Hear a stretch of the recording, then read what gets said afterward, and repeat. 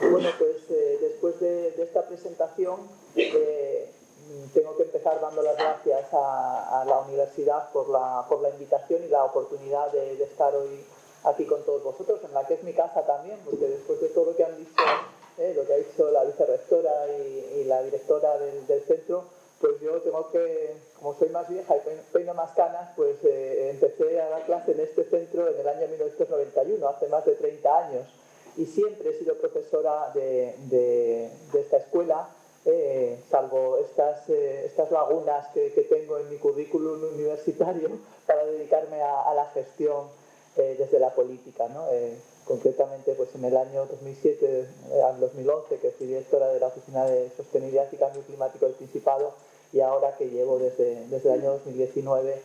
pues en este cargo con el que vengo hoy a hablaros, que es el de viceconsejera de Medio Ambiente y Cambio Climático. Por tanto, yo también estoy en mi casa y es un placer pues volver al aula a hablar un poco desde lo que nos permite la visión del Principado, de la política, pero también con un apoyo muy importante en la tecnología, en los expertos, en los investigadores, en la academia, en definitiva, que es la que nos guía un poco en el camino a seguir de cara a los instrumentos que hay que poner en marcha. Y en ese sentido yo creo que teníamos claro que la cátedra podría ser un escaparate que podría ser muy útil para divulgar y para poner en el escaparate de todos los asturianos el problema del cambio climático. A mí sí me gusta llamarlo emergencia climática. Yo creo que el cambio climático, pues hasta ahora parece como que, bueno, cambio climático, pero realmente ahora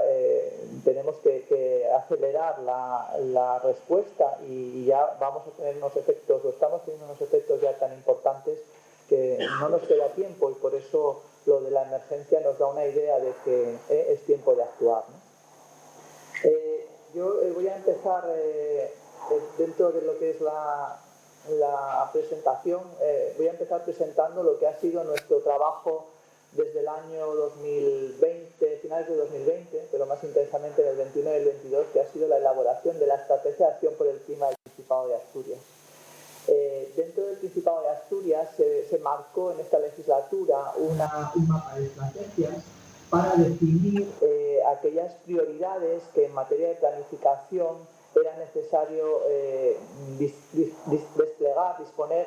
con objetivo de alcanzar los ODS, los Objetivos de Desarrollo Sostenible para 2030. Y el clima siempre ha estado, lo digital y lo verde siempre ha estado en el centro de ese mapa de estrategias. Por tanto, hemos seguido un poco la estela de lo que fue los objetivos marcados por la nueva presidenta europea en finales del año 2020, en el Pacto Verde, y por eso esta estrategia pues ha sido o es una estrategia que sin duda es una estrategia transversal, es una estrategia de gobierno, no es una estrategia de medio ambiente, es una estrategia, como digo, de gobierno, y por eso también la hemos hecho con el consenso que es la Comisión de Coordinación de Acción por el Clima, que es una comisión interdepartamental que se creó en el gobierno a finales de 2020, prácticamente con todos los departamentos que tienen competencias, que son muchos, dentro de lo que es la acción climática o la divulgación o la investigación en materia de clima. Esa comisión de coordinación pues dio el visto bueno al documento, y eso inició una etapa de participación dentro del portal Asturias Participa, que dio como resultado que el 31 de marzo de este año pues el Consejo de Gobierno del Principado de Asturias aprobase una estrategia, como digo, marca una hoja de ruta 2030 con 125 medidas que voy a intentar un poco pues resumiros, sobre todo en el ámbito de la mitigación, porque realmente la estrategia, como luego os comentaré, tiene objetivos de reducción de emisiones, comprometidos, digamos, a los objetivos españoles, europeos, internacionales, pero tiene una parte muy importante de la que hoy no hablaré aquí, pero que es la parte de, digamos, el cambio climático ya es una realidad, tenemos que adaptarnos a sus efectos y tener medidas para que el territorio sea más resiliente. Por tanto, hay muchas medidas de las que yo hoy no hablaré que tienen como objetivo mejorar la adaptación al cambio climático de nuestra región. Y además pues, hay dos programas transversales que tienen más que ver pues, con el objetivo de la universidad, es decir, de la investigación tecnológica, de la investigación en clima y también de la formación en materia de cambio climático de nuestros estudiantes desde las más tempranas edades hasta el final de su ciclo formativo.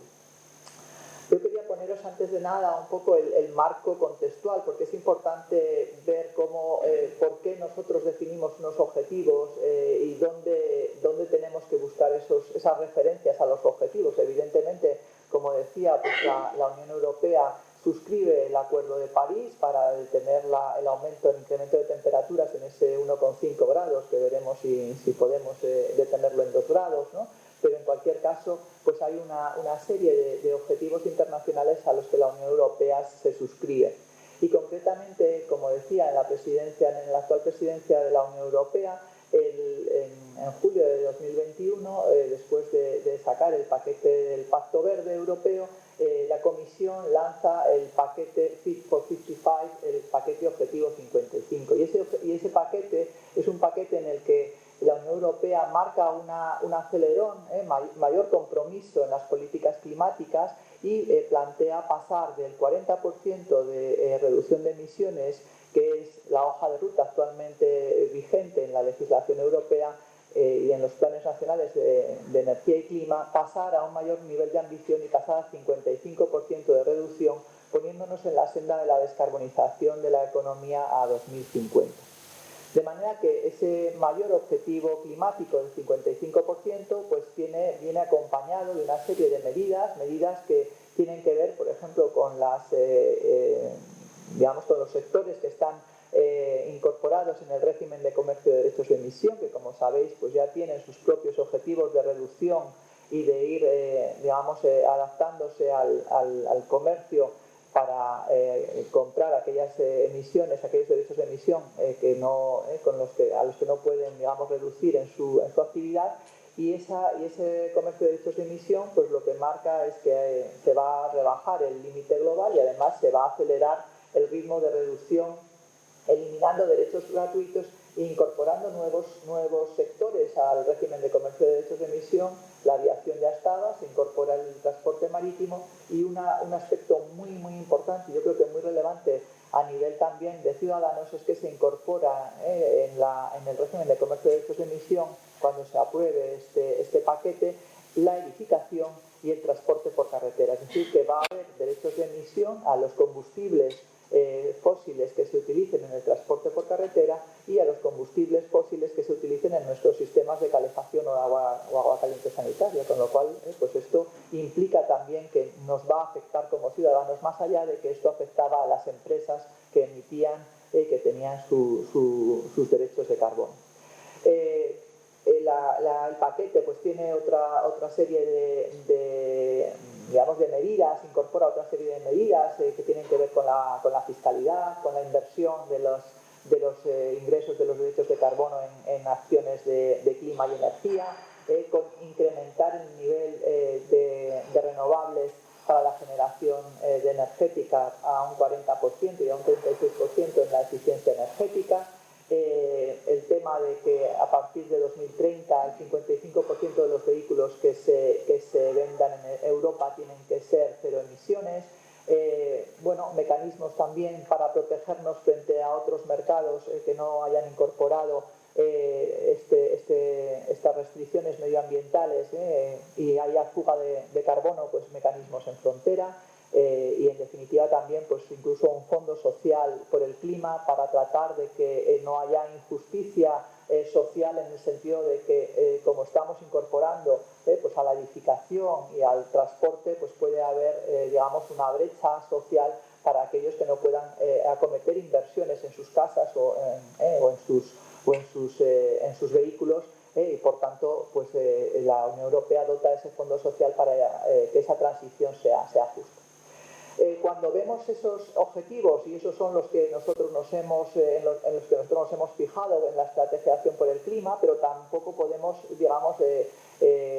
alejarnos mucho de lo que España ha planteado en su ley 721, la ley que aprobó en el 2021 de cambio climático y transición energética. Claro, es una ley anterior a que se apruebe el paquete Objetivo 55.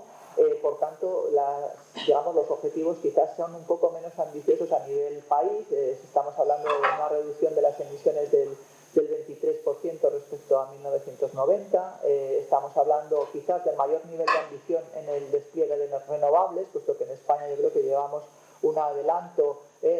respecto a otros países de Europa. Y entonces la ley ya fijaba un objetivo del 42% de cuota de renovables en la energía, y concretamente para la energía eléctrica se fijaba un objetivo del 74% de energía eléctrica generada a partir de fuentes renovables, un incremento también de la eficiencia energética mayor que el que fija el paquete 55, que es del 36. En España la eficiencia energética, pues lo que dice la ley es que el objetivo de reducción de mejora es de un 39,5% respecto a la línea base, y luego una serie de medidas que tiene la ley, pues os pongo ahí algunas: promoción de las centrales hidroeléctricas reversibles para el tema de almacenamiento de energía. Incluso pues se ha cambiado el reglamento de dominio público hidráulico para que se puedan digamos, instalar centrales fotovoltaicas sobre masas de agua, lagos, embalses o incluso depuradoras. Digamos, se da un impulso y se da una señal muy clara a la importancia de la generación fotovoltaica para autoconsumo, o el uso eficiente en general de la energía en la edificación. Impulso también a los gases renovables, al hidrógeno, pero también al biogás, al biometano. Planes de movilidad para las ciudades o los entornos urbanos de más de 50.000 habitantes. Toda una serie de obligaciones también para las estaciones de servicio y para los edificios nuevos en materia de recargas, de puntos de recarga para facilitar la movilidad eléctrica. Es decir, que tenemos, tanto en el marco europeo como en el marco nacional, una serie de objetivos que nosotros hemos intentado trasladar a la estrategia de acción por el clima para, evidentemente, como región no tenemos objetivos vinculantes. Los objetivos vinculantes son objetivos país, pero es evidente que aquí todos tenemos que poner nuestro granito de arena para ese objetivo común que tenemos de reducir las emisiones de gases de efecto invernadero y tratar de que al menos el problema no se agrave. Bueno, entonces con ese objetivo pues entenderéis por qué nos hemos marcado un objetivo ambicioso en la estrategia, y luego os diré que es un objetivo realista y os explicaré por qué. Y nosotros nos hemos puesto ya el objetivo de la Unión Europea, es decir, nuestra estrategia en términos de mitigación tiene un objetivo de reducir las emisiones de efecto invernadero para 2030 un 55% y ponernos en la senda de alcanzar esa neutralidad climática en 2050. Como os decía, tenemos objetivos también de adaptación y se trataría de incluir esa variable climática en todos los instrumentos de planificación y en las políticas sectoriales. Daros cuenta que aquí tenemos políticas de ordenación del territorio, políticas de urbanismo, políticas energéticas, pero también políticas industriales, de agricultura, de ganadería, de pesca. Es decir, al final la adaptación va a tiene que ir calando tiene que ir entrando en cómo concebimos nuestra región, incorporando ese efecto que va a tener el cambio climático en todos los sectores. Y por supuesto, lo que os decía, estando en la universidad y teniendo al CSIC aquí, para nosotros es fundamental orientar también el conocimiento científico y la innovación tecnológica hacia esa necesidad de descarbonizar, tecnologías de descarbonización de las que hoy vamos a hablar aquí, y también, cómo no, para conocer cómo nos afecta el clima, qué efectos vamos a tener y por tanto poder adaptarnos. Lógicamente esto lo haremos también a través de la estrategia S3, y aquí la Consejería de Ciencia pues va a ser quien tenga que de alguna forma orientar también sus programas de I+D a los objetivos de la estrategia, porque como os digo, la estrategia de clima es una estrategia central junto con lo digital en toda la acción de gobierno. Y por último, pues tendríamos esa parte de formar, sensibilizar, implicar a la población para que entienda también, primero actúe y segundo entienda también las políticas que aplicamos de cara a hacer frente a esa emergencia climática. Os decía que hay que saber un poco, ese 55% es mucho, es poco, estamos en la senda, cómo estamos en relación a esos objetivos que nos marcamos en la estrategia. Bueno, aquí habíamos cerrado la estrategia en 2019 porque 2020 era un año muy extraño, fue el año del COVID, pero no obstante hemos tomado en la estrategia como base el año 2020, porque era el último año que teníamos estos datos, son datos del Inventario Nacional de Emisiones, y el Inventario Nacional normalmente se cierra casi, o sea, ahora mismo tenemos los datos del 2021, es decir, que hasta el año que viene no tendremos los del 22, siempre vamos casi con 2 años de decalaje, ¿no? Pero entonces, fijaros, en la curva que tenéis ahí, como veis, todos estos dientes de sierra, prácticamente la curva de emisiones es un espejo de lo que pasa en el PIB y de lo que es la evolución de la economía española. De hecho, pues aquí tenéis el gran, en 2008, a partir de 2000, sobre todo en 2008, pues la gran crisis económica y la bajada de emisiones que tuvo lugar. Luego los dientes de sierra más pequeños, normalmente como la energía, que es la mayor contribuidora de las emisiones, o ha sido la mayor contribuidora a las emisiones de gases de efecto invernadero en Asturias, es muy dependiente, por ejemplo, de la meteorología. Pues cuando hay un año hidráulico muy bueno, o sea, hay mucha hidraulicidad en un año y se genera mucha energía con hidroeléctrica, pues ese año tenemos bajada de emisiones, pero en general pues los grandes cambios en lo que es la evolución de las emisiones tienen que ver con crisis o con momentos en los que la economía despega, como el año 2014, una cosa así.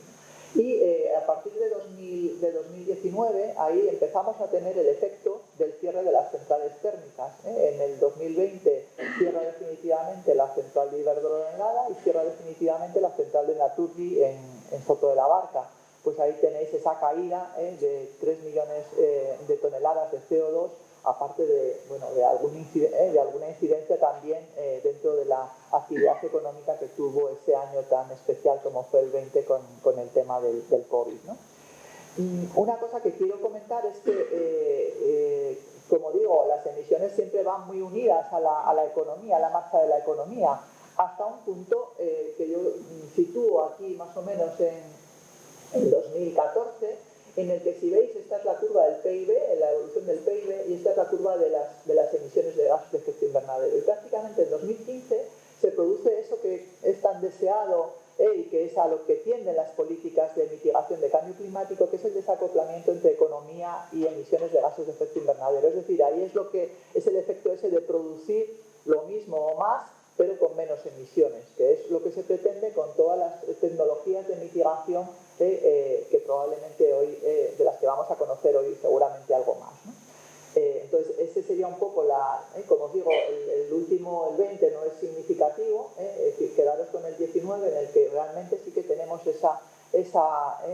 divergencia entre las dos curvas, entre la del PIB y la de las emisiones de gases de efecto invernadero.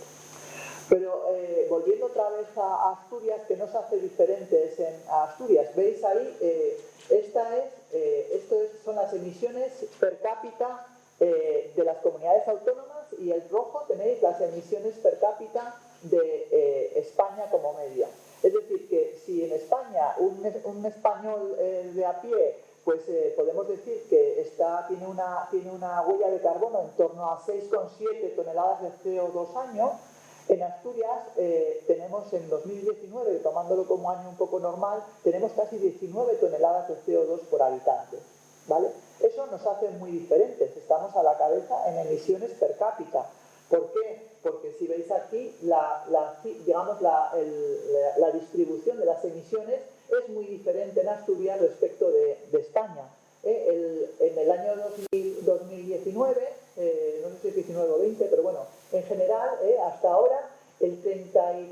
85% de las emisiones de Asturias eran emisiones derivadas de la generación de energía con combustibles fósiles, fundamentalmente carbón y también gas natural en los ciclos combinados. Mientras que en España están en el 17,2% las emisiones de gases de efecto invernadero provenientes de la energía. Y si os fijáis, estas dos partes de aquí, la gris y la naranja, esta es la industria. En Asturias, las emisiones de la industria están en torno al 37-36%, mientras que en España están en torno al 24-25%.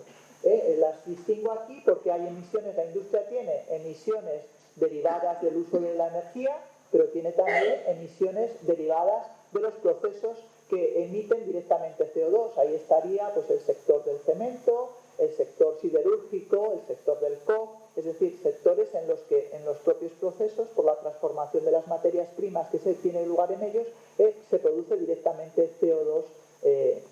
a la atmósfera. Por tanto, si veis la suma de las emisiones de la energía y de las emisiones industriales, estamos hablando de pues casi más del 70% de esos sectores. Son sectores que evidentemente no nos quedamos con los productos en Asturias, es decir, los ciudadanos asturianos, aunque emitamos 19 toneladas de CO2, esas emisiones no son, digamos, productos que se consumen en Asturias. Evidentemente, pues el acero va para los sectores de automoción y de otros productos fuera de que se transforman fuera de Asturias, y lo mismo nos pasa pues en otras cuestiones, incluso con la energía, ¿no? Que hemos sido netamente exportadores de energía al resto del país. Por tanto, nuestra huella de carbono está muy influida de esa base industrial. Asturias pues es más o menos el 21% del PIB es industrial, y eso nos hace distintos al resto de España. Y si vemos un poco, claro, en el resto de España, y me voy a centrar, por ejemplo, en lo verde y en lo azul, lo verde y lo azul son las emisiones del transporte y las emisiones del sector residencial. Claro, el 10% casi en España es el sector del transporte por carretera, del consumo de combustible para el transporte por carretera, y el 18% el sector residencial, mientras que en Asturias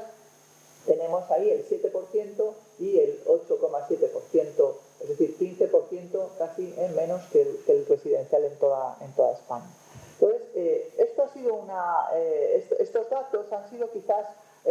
una de las causas en las que Asturias no se haya dotado hasta ahora de una estrategia de cambio climático. Realmente somos de las últimas comunidades autónomas en las que aprobamos una estrategia de cambio climático. ¿Por qué? Porque realmente con los esfuerzos de la industria y de la energía, las emisiones de Asturias están bajando por encima de lo que lo hace en cualquier comunidad autónoma española. Por lo tanto, de alguna forma, no sentíamos la presión de poner medidas adicionales a las que ya estaba poniendo los sectores industriales energéticos. Pero yo creo que en este momento tenemos que hacer, y por eso digamos la declaración institucional que hizo el gobierno en el año 21 de emergencia climática, lo que nos hace es poner en ese compromiso de hacer más y de ponernos en un esfuerzo también que nos aplique a nivel ciudadano, a nivel, digamos, y que nos prepare más que nada a nivel de todos los esfuerzos que nos van a pedir tanto en el sector de la edificación como en el sector de los transportes por carretera, ¿no? De manera que, aunque no se va a ver mucho los números desde allá abajo, simplemente aquí en todas estas líneas que tenéis aquí, si cogemos de base 1990, que es lo que coge de base la estrategia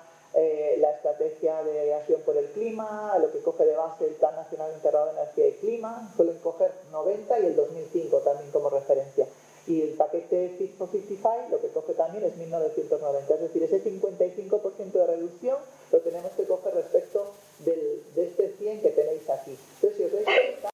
en el 20 hay 3 sectores que están por encima del 100, que son precisamente el sector terciario y residencial, el sector de los residuos y el sector del transporte y la movilidad. Y, sin embargo, pues los sectores más industriales y energéticos estarían por debajo del 100% respecto de 1990. ¿Qué quiere decir eso? Que si nosotros pintamos la curva de tendencia, no sé si se ve bien, pero realmente si este es el diente de sierra que os ponía antes de las emisiones hasta 2020, nosotros lo que estimamos es que a partir de 2020 se va a recuperar las emisiones de gases de efecto invernadero. Es decir, 2020, como os decía, es un año muy coyuntural. Por tanto, nosotros a la hora de coger la senda de cómo se van con las medidas además del Plan Nacional Integrado de Energía y Clima, con cómo va a ser esa evolución si no hacemos nada, pues estaríamos, si no hacemos nada, fijaros, ya estamos cumpliendo el Plan Nacional de Energía y Clima, estamos en un 38%, simplemente con dejarnos llevar y hacer lo mismo que España marca en su Plan Nacional Integrado de Energía y Clima. Es decir, trasladando las medidas del PNIEC a Asturias, estaríamos en 2030 con un 38% de reducción. Entonces diréis, bueno, pues si ya cumplimos para España, en realidad la estrategia sobra. Pues podría ser, ¿no? Pero nosotros hemos querido ser más ambiciosos y por eso la estrategia de descarbonización la hemos fijado en el 55%, que es este dato que tenéis aquí, y por eso nos hemos ido a hacer ese mayor esfuerzo en reducción de emisiones que nos correspondería con el Plan Nacional Integrado de Energía y Clima. Y realmente ese esfuerzo pues implica, un mayor esfuerzo en energía, pero es que en la energía prácticamente pues ya tenemos todo hecho, evidentemente con el cierre de las centrales térmicas, como os decía, ha cerrado Alada, ha cerrado Soto de la Barca, Soto de Ribera, pues tienen los ciclos combinados cerrados, está turbinando muy poco, Aboño tiene un ciclo cerrado, no turbinan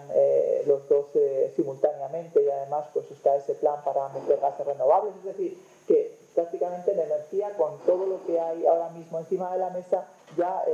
vamos a llegar sin problema a ese objetivo de 2030. Y en materia de industria, estas reducciones o estos porcentajes que veis ahí, es decir, llegar de los 6 millones que teníamos en combustión a los 4.700.000 o de los 2.700.000 que teníamos en emisiones de proceso a 1.700.000, pues esto nos lo va a hacer prácticamente el régimen de comercio de derechos de emisión y prácticamente en proceso, pues el proyecto de descarbonización de Arcelor prácticamente nos da ese resultado a 2030 si se despliega todo el proyecto que tiene Arcelor para el DRI, para el horno eléctrico y el DRI. Por tanto, digamos, ¿dónde tenemos los esfuerzos, dónde tenemos los mayores esfuerzos o dónde tenemos que poner más medidas? Pues fundamentalmente en los sectores de la movilidad y transporte, el sector residencial, sector primario también, sobre todo, fijaros, el sector primario, no os lo he dicho, pero realmente para poder plantearnos neutralidad en 2050, no podemos conseguir esa neutralidad si no contamos con las absorciones de carbono, y antes hablabais de la captura de CO2, pero también de la captura a través de la vegetación del CO2, de la captura biológica, ¿no? Por tanto, pues ahí tenéis en el sector primario esas reducciones también vía compensación, vía absorción de CO2 y desde luego también pues el sector residuos, estamos con una gran transformación de nuestro modelo de gestión de residuos en Asturias, con una estrategia de economía circular también aprobada y con Cogersa haciendo grandes proyectos de transformación, evitar llevar al vertedero a partir del año que viene que entre en marcha la planta de basura bruta, evitar llevar más residuos con carga orgánica, transformación de la materia orgánica, selectiva de materia orgánica, incremento de la transformación que ahora mismo pues estamos en torno a 10.000 toneladas de materia orgánica la planta de biogestión de Cogersa y tenemos el proyecto de incrementar mucho con la recogida separada ese tipo de tratamiento. Por tanto, pues también en el sector de residuos vamos a hacer ese esfuerzo que nos va a permitir, pues como os digo, poner esos mimbres para la reducción de emisiones en la estrategia de acción del Gobierno del Principado de Asturias. Como resultado, pues que tendremos que bajar de los 28 millones de toneladas que teníamos en 1990 a 12 millones de toneladas, 12,7 millones de toneladas en 2030. Es decir, ahí está, es un 45%, lo que supone pues un 55% de reducción, que es, como os digo, el objetivo. Y si os dais cuenta, esto diréis, ¿y qué tienes ahí por encima de 100? Bueno, pues porque realmente en el sector residencial y en el sector 90, evidentemente teníamos un despliegue muy inferior al que tenemos ahora. Por tanto, todavía estamos por encima de los niveles de 1990.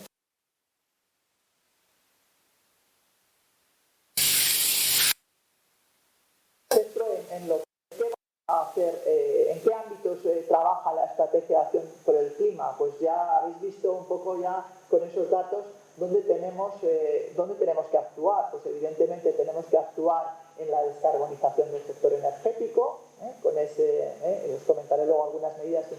sin ánimo de ser muy exhaustiva. Tenemos que trabajar en la transformación de la industria, una industria más digital, aprovechar la economía circular y hacer ese camino hacia una industria climáticamente neutra. Desde luego tenemos un reto con la movilidad sostenible y con la electrificación para bajar las emisiones del transporte. Tenemos que trabajar en el ámbito de pueblos y ciudades para reducir la huella de la edificación y que además esos pueblos y ciudades sean más resilientes ante los ante los efectos del cambio climático. Como os decía, el sector agroganadero y pesquero pues ha de adaptarse al cambio climático y ha de tener ese valor de sumidero para compensar las emisiones que no se puedan reducir. En el tema de medio natural, de biodiversidad, fundamentalmente todas las acciones son acciones que van encaminadas a la adaptación al cambio climático y a la protección del medio natural para evitar esos impactos que preveemos, pues tanto en materia de agua como en materia de incendios, como en materia, digamos, de riesgo para las especies naturales. El tema de los residuos, con unas medidas, un ámbito para trabajar en la economía circular como forma de combatir el cambio climático. Y finalmente hay tres líneas o tres ámbitos. Uno sería el que os comentaba, de conocimiento para la innovación climática. Otro que tiene que ver con la gobernanza climática, es decir, de hacernos también desde las administraciones ejemplares, y lo comentaba antes la vicerrectora Sandra, cómo la propia universidad pues tiene sus propios planes de reducción de emisiones, de gestión adecuada de los residuos, y ese efecto de la administración ejemplar a todos los niveles, no solo al nivel autonómico, sino también al nivel municipal, pues también hace que los ciudadanos entiendan y comprendan mejor ese cambio que también les pedimos a ellos, ¿no? Y por último, pues el ciudadano, ¿no? El ciudadano como eje de la acción climática, no solo por el cambio en el modo de transporte, en el modo de consumir energía en sus edificios, el modo en el que gestionan dentro de sus casas la separación de los residuos, sino también en esa otra componente que es también muy importante, que es la anticipación a los riesgos. Acabamos de vivir ahora pues esos incendios en gran parte de Asturias. Son incendios que nos afectan, que llegan a la puerta de muchas viviendas, y tenemos que tener los mecanismos adecuados para esa alerta temprana y para esa respuesta, digamos, en esos casos de emergencia, pues ante inundaciones, ante incendios, ante, digamos, argallos o deslizamientos de ladera que de repente nos dejan incomunicada una zona. Es decir, esto va a ser el día a día de nuestro futuro, desgraciadamente. Entonces tenemos que tener a los ciudadanos muy formados y muy preparados para responder ágilmente a esas emergencias o a esos efectos que el cambio climático nos va a traer. Bueno, yo solamente quería dar una pasada ahora, no sé cómo voy de tiempo, José Luis. Bueno, tengo que dejar tiempo a Fernando y estamos hasta el cuarto, ¿no? Sí, podrías ya 5 minutos. 5 minutos más. Bueno, pues entonces voy a dar un repaso rápido un poco a los ámbitos. Bueno, los objetivos ya os los he puesto antes en la tabla, y esto lo vamos a dejar por si lo queréis. Bueno, la estrategia la tenéis también colgada en la página de asturias.es. Estos serían un poco los objetivos en cada eje, ¿no? Los objetivos de reducir el 90% las emisiones del sector energético, del 31% la industria, es decir, esto que estábamos hablando.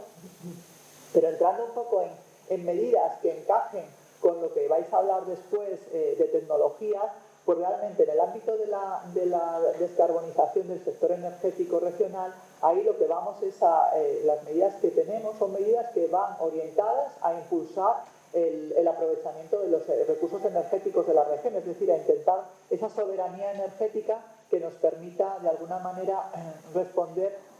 a esas necesidades de recursos renovables, ¿no? Por tanto, pues ahí estarían todas las medidas de apoyo a nuevos proyectos de aprovechamiento de la eólica terrestre y marina, de la solar, de la mini hidráulica, de la geotérmica, de la biomasa, el hidrógeno, etc. Otro aspecto importante aquí que os pongo, y yo creo que dado que tenemos industrias muy electrointensivas, y estaba pensando, yo creo que en esta medida estábamos pensando un poco pues en industrias como Asturiana de Cine, en las cuales hay una electrolisis que funciona de forma continua. Bueno, pues hay formas del almacenamiento de energía, el hacer, digamos, también una gestión adecuada de ese consumo de energía para consumir más cuando baja la demanda, creo que eso está en la parte de industria, cuando baja la demanda y ser reguladores también de la demanda para, digamos, aprovechar mejor las energías renovables en aquellos momentos en los que se producen, ¿no? Desde luego hay un aspecto súper importante que es el tema de las comunidades energéticas, y esto yo creo que con las ayudas tanto del IDAE como de los fondos del mecanismo de recuperación y resiliencia hay un apoyo importante a lo que es la generación con renovables para autoconsumo, y a poder hacer comunidades energéticas que no solamente generen su propia energía, sino que incluso puedan exportar a red, o incluso aprovechar tejados públicos también para esas comunidades energéticas. Bueno, luego hay otro tipo de medidas también para el tema de la mejora. Evidentemente, pues todos los proyectos tanto de descarbonización, por ejemplo, los grandes proyectos de Arcelor, como los proyectos de energías renovables, pues implican, digamos, una necesidad, ya que estamos en una escuela de ingenieros industriales, pues ahí implica una necesidad importante de reforzar las líneas de distribución de energía eléctrica, las subestaciones, y tenemos pues proyectos importantes que hay que sacar adelante para acompañar todo ese despliegue de renovables y toda esa necesidad de descarbonizar la industria, ¿no? Y esto unido también a la digitalización de las redes, no solamente de las redes eléctricas, sino también de las redes de gas, porque realmente pues, el gasoducto, los gasoductos van a poder tener una incorporación de biometano, y desde luego vamos a necesitar también hidroductos para traer ese hidrógeno verde, ¿no? En los aspectos de industria, pues como os decía, pues fundamentalmente es apoyar a la industria para mejorar la eficiencia y sustituir equipos que tengan un mejor comportamiento energético, como os decía, ese uso de la flexibilidad que nos dan algunas industrias electrointensivas para gestionar la demanda, promover los PPAs, ¿no? esa compra-venta de energía a largo plazo para que las industrias, digamos, apoyen los determinados proyectos de energías renovables, y apoyar pues, todo el apoyo que desde el gobierno central y regional se hace a los grandes proyectos de descarbonización de la siderurgia, como os decía antes, a los proyectos de Arcelor, ¿no? Incentivando también la participación del hidrógeno y otros gases renovables. Bueno, en el tema de movilidad, fundamentalmente, cuando hablamos de mitigación, hablamos sobre todo de electrificación de las flotas, con lo cual pues todos los incentivos que el gobierno regional promueve y que realmente somos una de las comunidades que más gasta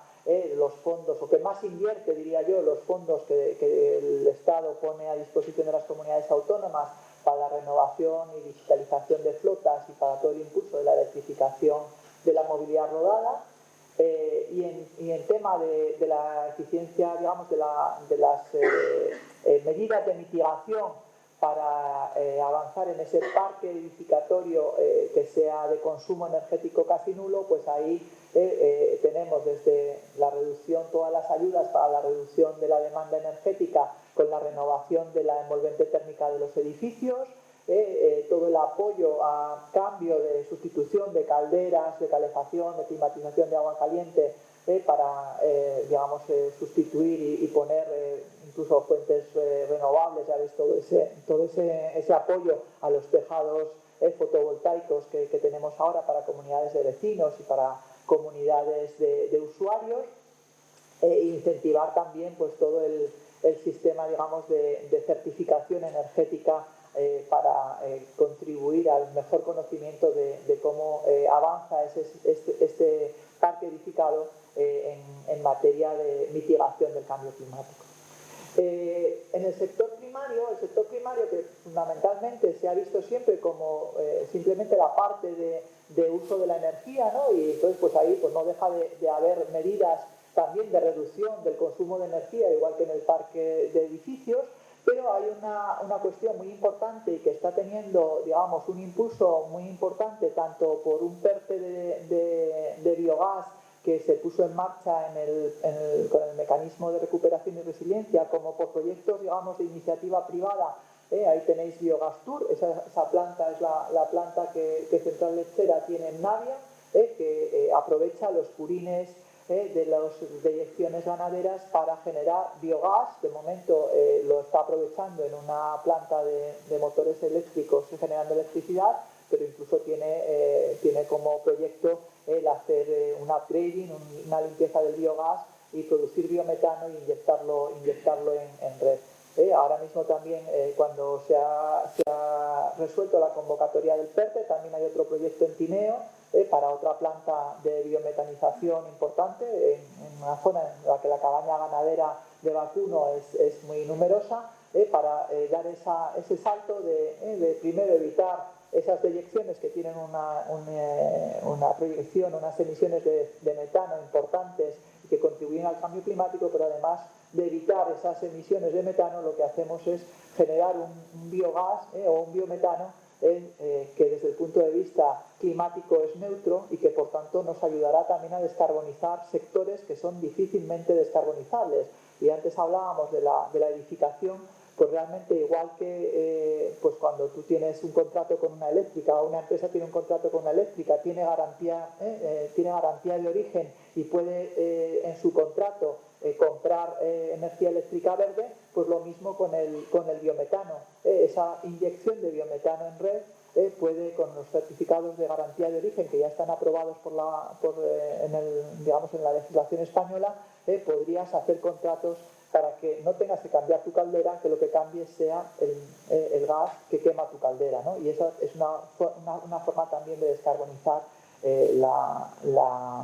sector de la edificación. Y por último, pues el tema que os comentaba antes de las compensaciones vía proyectos forestales, proyectos de gestión sostenible de la agricultura. En el Principado creamos en el año 2021 el registro de huella de carbono, ya está funcionando, ya tenemos los primeros proyectos de empresas que calculan su huella de carbono y aprueban proyectos de reducción, y ya tenemos también los primeros proyectos forestales al Fondo de Carbono Regional, que lo que hace es que esos proyectos, digamos, cuando cumplen una serie de requisitos, se les certifican unas emisiones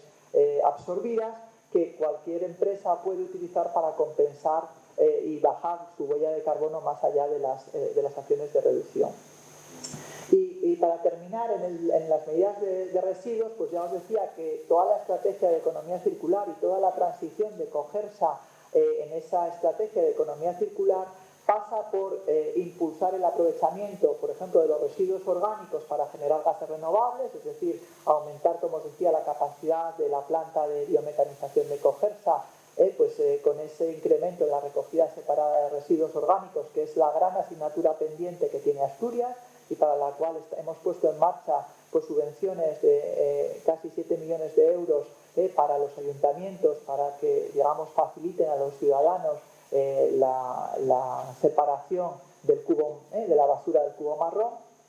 Y luego pues tenemos también pues en las plantas residuales todo lo que son los lodos de depuradora ahora mismo están yendo a Cogersa y parte se compostan y parte van a vertedero. Bueno, pues el compostaje, realmente el compost de lodos de depuradora no tiene mucha salida en una región como la nuestra, que no tenemos déficit de suelo y realmente casi lo tenemos que regalar a Castilla y León. Entonces lo que estamos haciendo es en los planes directores, en el plan director de saneamiento y depuración, lo que nos propusimos fue generar biometano en la propia depuradora a partir de los lodos, de la biodigestión de lodos. Entonces tenemos un gran proyecto para la depuradora de Villa Pérez. Empezaremos con la depuradora más grande de Asturias, que es una depuradora que tiene una capacidad en torno a 700.000 habitantes, que trata, digamos, el agua residual de una población que es no solo la de Oviedo, sino la de Siero, Noreña, Sariego y otros municipios en el ámbito de la zona este de Oviedo, y lo que vamos a hacer es un gran proyecto de una planta de biometanización para la biodigestión de los lodos de la depuradora, de los fangos de la depuradora, y con eso compensar parte de la energía eléctrica que consume una depuradora, que es mucho, y así tenemos la factura que tenemos, ¿no? Bueno, pues otro de los temas también de residuos, que no quiero dejar de hablar de él, es el tema del CSR. Ya veis que Cogersa ha hecho una inversión de casi 60 millones de euros en una planta para tratamiento mecánico biológico de los residuos. Todo aquello que nosotros nos separamos en casa, pues al final, si va a vertedero, cada tonelada tiene un impuesto de 40 euros, por lo tanto eso, y además la Unión Europea nos obligaba a reducir el depósito en vertedero solamente de aquellas fracciones que ya después de los tratamientos ya no tenían otra salida, y entonces hemos tenido que hacer frente a ese gran proyecto de la planta de basura bruta para separar y obtener todavía pues aquellos residuos que tengan algún valor para no llevarlos a vertedero, y esto pues nos va a hacer también el que se produzca un combustible sólido recuperado del cual tendremos el reto de sacarle energía o sacarle pues una valorización material para pues cerrar ese círculo de la economía que tan necesario es, ¿no? Bueno, medidas de innovación, evidentemente, pues todo esto no sale de que hoy se me ocurre que voy a plantar una planta de biometanización, pues detrás no se os oculta que hay mucha investigación, que las tecnologías que hay que desplegar, pues todavía hay algunas que no están tan maduras, y por tanto todo esto tiene que ir acompañado de esa innovación, de ese conocimiento científico, que es lo que vamos a ver después del café. Bueno, nada, el tema de la gobernanza que os comentaba, de integrar esa acción climática en la acción de gobierno, no solamente a nivel autonómico, sino también a nivel del resto de administraciones, y esas medidas de sensibilización, de educación para la acción por el clima, para fortalecer esa participación ciudadana tan necesaria. Para terminar, pues yo destacaría que tenemos una hoja de ruta, podemos desviarnos o no, pero lo importante es tener unos objetivos y poder medirnos contra esos objetivos, porque de esa manera sabremos que estamos avanzando en el camino adecuado, y que tendremos como ciudadanos una contribución también a esos compromisos del Acuerdo de París que firmaron nuestros gobiernos en la Unión Europea. De todos modos, esto tiene también otras caras, y es que, pues visto lo que ha pasado con la guerra de Ucrania y con los incrementos de los costes energéticos y el riesgo de desabastecimiento de gas natural y de otros recursos energéticos, pues desde luego cuanto más independientes y más autónomos seamos en la generación de energía, pues nos va a ir mucho mejor, tanto en precio como en recurso. Por tanto, esta estrategia también nos va a dotar de soberanía energética como región. Ya la teníamos, pero la teníamos probablemente con una dieta que no era la adecuada, puesto que estaba basada en carbón y gas. Y todo esto acompañado de una oportunidad para la industria que se descarbonice. Hemos visto estos meses cómo los proyectos de Arcelor han estado siempre en el foco, porque realmente Arcelor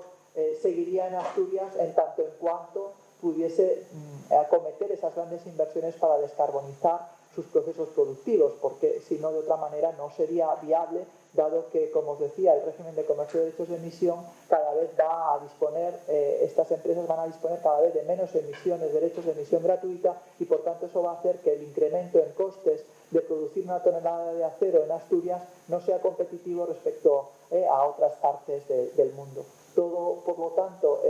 va unido a esa oportunidad también de desarrollo tecnológico y de creación de empleo verde también con la economía circular, impulso al medio rural con esos proyectos de gestión